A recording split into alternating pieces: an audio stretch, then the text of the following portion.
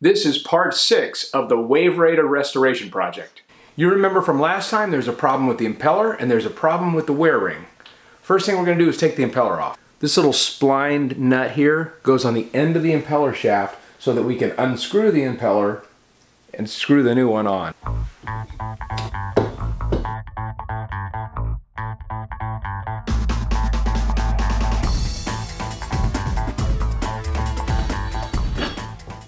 Now this is supposed to be, much nicer. That looks like a brand new impeller. It's either a new one or it's a nicely reconditioned one. In good shape.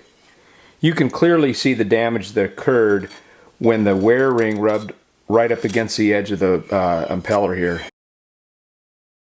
I'll put a little bit of lubrication on the threads here, just a little bit of grease.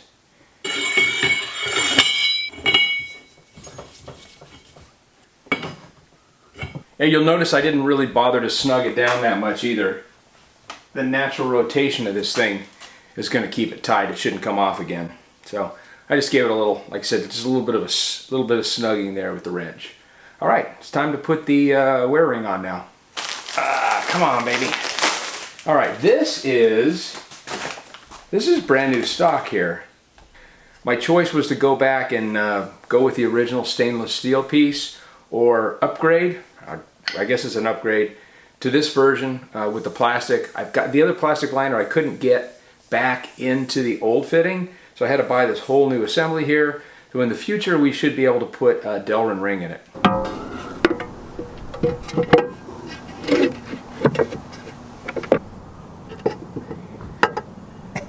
Check out the bolts that go on this thing. Thread lock stuff that comes from the factory on there. That's probably why the one I took off was broken.